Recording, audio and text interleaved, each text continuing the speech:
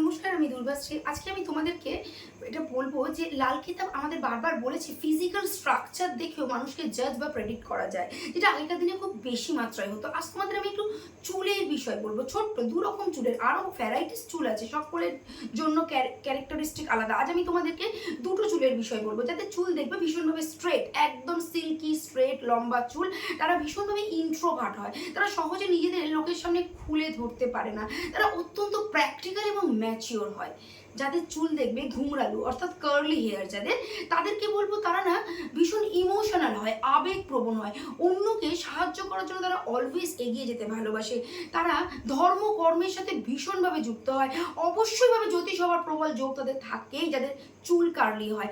আমাদের পৃথিবীতে যত ভগবান আছে, সেটা বিশেষ করে ভগবান যারা মানব জীবনে জন্ম নিয়েছে, সেই ধরনের ঈশ্বর যারা আছে, যেমন যদি তুমি শ্রীকৃষ্ণের কথা বলো, যদি জিসাস ক্রাইস্টের কথা বলো, যদি রাম ভগবানের কথা বলো, যার কথাই বলো না কেন, তাদের প্রত্যেকের চুল কিন্তু খুব ঘুংরালু অর্থাৎ কার্লি।